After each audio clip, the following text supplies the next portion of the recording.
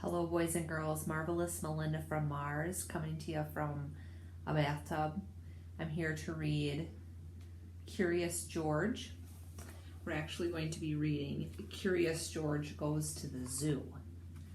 And wouldn't you like to go to the zoo? Soon. Can't go now. They're closed. But soon you can go to the zoo and you can see all the animals and you can smell the smelly monkeys because they never ever seem to smell good. And you can see the penguins and maybe the otters will be swimming. That's my favorite part, is when the otters are swimming. Or maybe you can see the polar bears swimming. Or the lions. I like the lions too. All sorts of good animals there. But anyway, we're going to read about Curious George going to the zoo. Did you know that there are live video feeds at some of the zoos that you can watch some of the animals? You should check that out. A lot of fun stuff. Have your parents help you. Anyway, here's our story. Curious George Goes to the Zoo.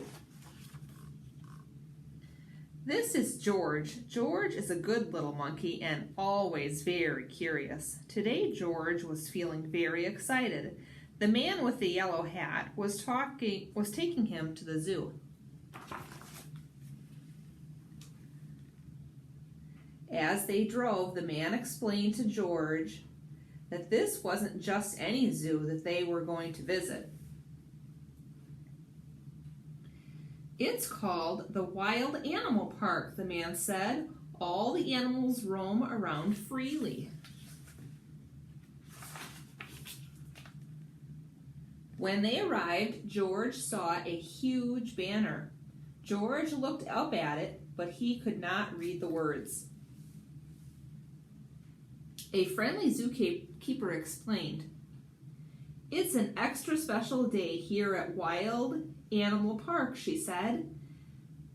"It's our baby rhino's first birthday. We are going to have a party for her later on." A party!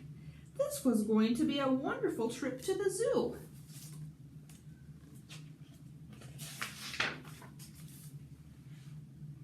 George tried to walk into the park where the animals were, but the zookeeper stopped him. "You can't go in there," she said. "To explore this zoo, you have to ride in one of our special cars." She pointed to the huge car that had no roof on it. Oh my, what fun this was going to be. George and his friend climbed aboard, and the car drove into the park.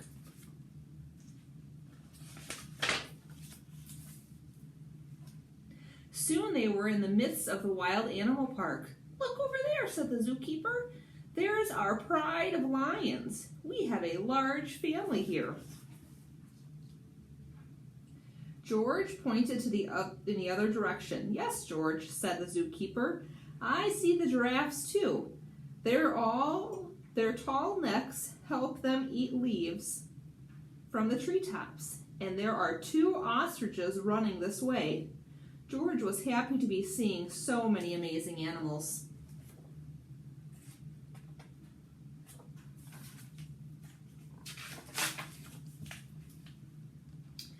The zoo car drove past a small pond. Pink flamingos waded in the water. Their heads bobbed up and down as they walked on spindly legs. The flamingos turn pink because they eat so many tiny pink shrimp, said the zookeeper, but George was not listening. He had never seen flamingos before. He was curious about how those flamingos were moving. He leaned out the back of the zoo car as fast as he could to take a look. But then, oh, what happened? Uh-oh, I wonder what happened. First, George lost his balance. Then he fell. Kerplunk! First out of the zoo car. Right out of the zoo car. His friends hadn't noticed that he had fallen. George ran as quickly as a little monkey could toward the pond. The flamingos bobbed their heads and lifted their feet one at a time. It looked like they were dancing. George danced with them. Suddenly, the water in the pond started to move. Then a hippo popped its head out from under the water. What a surprise! George stopped dancing to take a look. The hippo opened its huge mouth as if it were yawning. George opened his mouth wide too. It was fun to act like a hippo. Hippos are actually really mean. You don't ever want to be close to one unless there's a fence between you and it. Just then, George noticed that something was rustling in the weeds near the pond. George was curious. He wanted to see what was there. In an instant, he jumped over the reeds. He poked his nose inside and saw a baby rhino. The tiny rhino was cute, but she looked a little bit sad and a little bit lonely.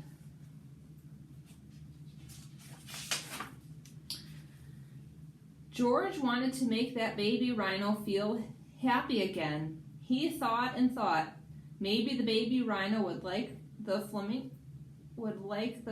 dance. He jumped and bobbed his head and danced his feet up and down. The baby rhino peeked her head out of the reeds so that she could watch.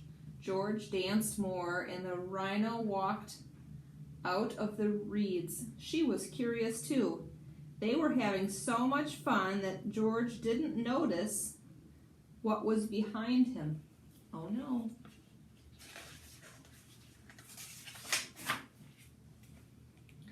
The zookeeper stomped over to George.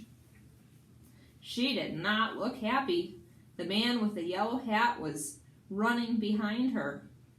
"You are a naughty little monkey," said the zookeeper. "You were supposed to stay in the car. You and your friend will have to go now." George walked to the man's side. He waved goodbye to the baby rhino. The man said the zookeeper turned to see whom George was waving to. The baby rhino.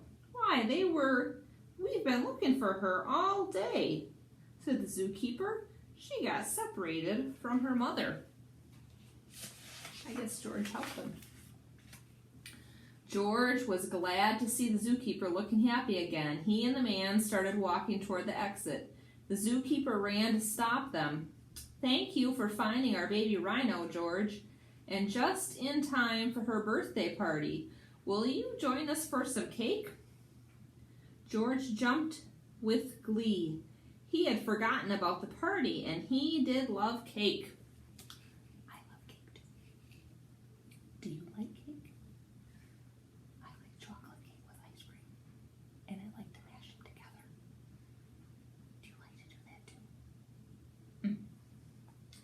The man and George followed the zookeeper and the baby rhino back to the zoo headquarters. The rhino's mother was waiting there for her.